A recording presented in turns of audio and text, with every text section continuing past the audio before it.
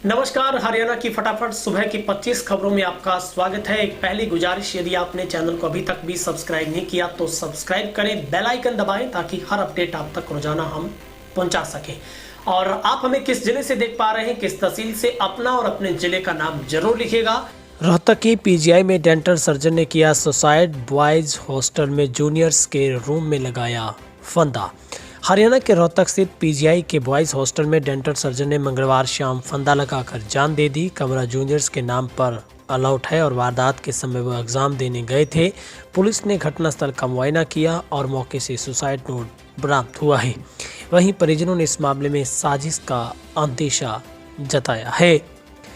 हरियाणा के गृह मंत्री अनिल विज ने आज पानीपत पुलिस के लिए बड़ा आदेश जारी किया। गृह मंत्री विज ने पानीपत एसपी शशांक कुमार सावन को टेलीफोन पर जिले की सीआईए 2 को तत्काल प्रभाव से सस्पेंड करने के निर्देश जारी किए हैं।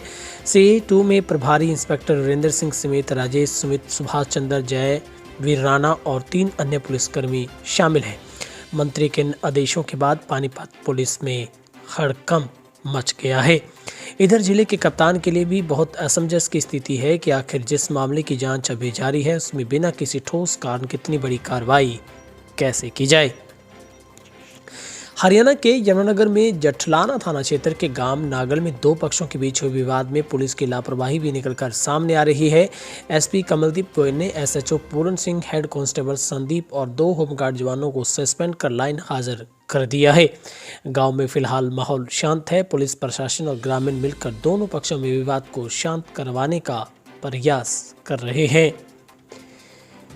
हरियाणा के फतेहाबाद में गांव खंजूरी जांटी निवासी छात्र नेता विनीत मांझू की हत्या की वारदात से पुलिस ने पर्दा उठा दिया है। दोनों आरोपियों को गांव बेडराना निवासी गौरव और किडान निवासी सुनील को गिरफ्तार कर लिया गया है।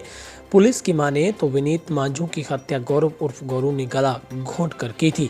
इसके बाद शव को बोरे में बंद कर उसके साथ 20 किलो लोहे का बाट बांधकर नहर में डाल दिया था। विनीत के गौरू की पत्नी से अवैध संबंध बताए गए हैं। हरियाणा के हिसार में 18 साल की युवती का अपहरण कर दुष्कर्म करने का मामला सामने आया है। पीड़िता का 2 युवकों ने रात को अपहरण कर लिया और खेतों में ले जाकर उसके साथ दुष्कर्म किया, जिसके बाद पीड़िता की बीमार मां घर पर मौजूद थी। उसे इस बारे में कोई जानकारी नहीं हुई। वारदात के समय युवती का पिता रात को फसल में पानी देने खेतों में गया था। फरलों पर जेल से बाहर डेरा प्रमुख गुरमीत राम रहीम सिंह इंसा को अब जेड प्लस सुरक्षा मिल जाएगी। इस संबंध में एडीजी सीआईडी की तरफ से रोहतक रेंज कमिश्नर को पत्र लिखा गया था। पत्र में बताया गया है कि उनको गृह मंत्रालय से इनपुट मिले हैं कि राम रहीम को खालिस्तान समर्थित आतंकवादियों से खतरा है और सजा से पहले भी उनको धमकियां मिलती रही। इसी खतरे को देखते हुए गुरमीत राम रहीम सिंह की सुरक्षा को कड़ा किया जाना जरूरी है।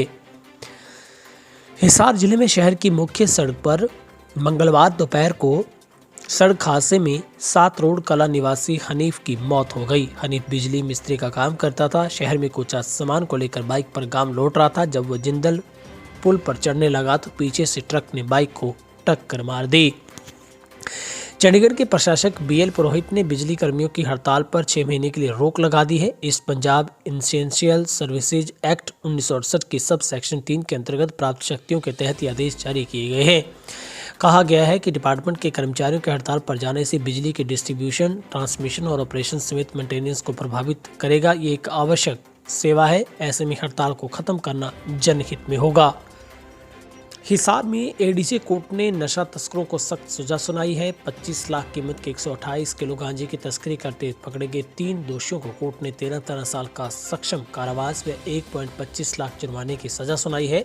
जुर्माना नहीं भरने पर 2 साल की अतिरिक्त सजा काटनी पड़ेगी। हिसार जिले में एक सीआईडी कर्मी गांव बड़ाला निवासी 40 वर्षीय प्रदीप कुमार पर जानलेवा हमला हुआ है। घायल प्रदीप कुमार हरियाणा पुलिस में सीआईडी यूनिट में कार्यरत है। फिलहाल जींद के जुलाना में कार्यरत है। प्रदीप पर हमला उसके खुद के गांव में हुआ जब वो बाइक पर खेतों से आ रहा था। हरियाणा सरकार द्वारा खरखोदा औद्योगिक क्षेत्र को बहुत ही तेजी से विकसित किया जाएगा। क्षेत्र को एक अलग पहचान दिलाई जाएगी। इसके लिए राज्य सरकार निरंतर प्रयासरत है। मारुति जैसी बड़ी कंपनियों के निवेश करने से जहां औद्योगिक माहौल को पॉजिटिविटी मिलेगी, इससे स्थानीय युवाओं को रोजगार मिलेगा, वहीं अन्य बड़ी कंपनियों के निवेश करने के अवसर भी बढ़ेंगे। इस बात प्रदेश के उप मुख्यमंत्री दुष्यंत चौटाला ने कही है। हरियाणा के उप मुख्यमंत्री दुष्यंत चौटाला ने कहा है कि राज्य सरकार प्रदेश में कमर्शियल ड्राइवरों को बेहतरीन प्रशिक्षण देने के लिए सेंटर ऑफ एक्सेलेंस खोलने पर विचार कर रही है। इस संबंध में ट्रांसपोर्ट कॉर्पोरेशन ऑफ इंडिया के एचआर हेड पीके जैन से मुलाकात की गई है। सीएम ने कहा कि वर्तमान समय में प्राइवेट सेक्टर में ऑटो रिक्शा को लेकर बड़े ट्रक चलाने के लिए कमर्शियल ड्राइवरों की आवश्यकता पड़ती है। बहुत अच्छे तकनीकी ज्ञान व प्रशिक्षण की कमी के चलते कमर्शियल ड्राइवरों को ज़्यादा वेतन नहीं मिल पाता। हरियाणा सरकार ने तुरंत प्रभाव से 3 आईपीएस अधिकारियों के स्थानांतरण नियुक्ति पत्र जारी किए हैं। अतिरिक्त पुलिस महानिदेशक narcotics control bureau Shrikant Yadav को उनके वर्तमान कार्यभार के अलावा अतिरिक्त पुलिस महानिदेशक अमला रेंज का कार्यभार सौंपा गया है। अम्बाला में जंडली के पास पटेल नगर शिव मंदिर के नजदीक रहने वाली 27 वर्षीय राहुल की संदिग्ध परिस्थितियों में मौत हो गई। राहुल व उसका दोस्त गौरव वारासी रतनगढ़ सुबह चकादरी गेट सुलभ शौचालय के पास बेसुध हालत में पड़े हुए थे, जिसके बाद आसपास के लोगों ने डायल 112 पर सूचित किया। इन दोनों युवकों के मुंह से झाग निकल रही थी। वेस्टर्न डिस्टर्बेंस सक्रिय होने से हरियाणा एनसीआर दिल्ली में मौसम गतिशील परिवर्तनशील बना हुआ है। फरवरी महीने में अंत तक मार्च महीने के पहले सप्ताह में इसी प्रकार की मौसम स्थितियों के साथ साथ वेस्टर्न डिस्टर्बेंस सक्रिय होने की संभावना है। हरियाणा और एनसीआर दिल्ली में आज मौसम फिर से करवट लेने वाला है। मंगलवार को एक ताज़ा मध्यम श्रेणी का वेस्टर्न डिस्टर्बेंस दोपहर बाद तक सक्रिय हो रहा था। गांव खजूरी जाटी निवासी युवा निर्नेता विनीत मांझू की हत्या कर शव नहर में फेंकने के मामले का पर्दाफाश करते हुए पुलिस ने 2 आरोपियों को फतेहाबाद से गिरफ्तार किया है। गिरफ्तार युवकों की पहचान गौरव उर्फ गौरव निवासी भटराना व सुनील कुमार निवासी किरडाना के तौर पर हुई है।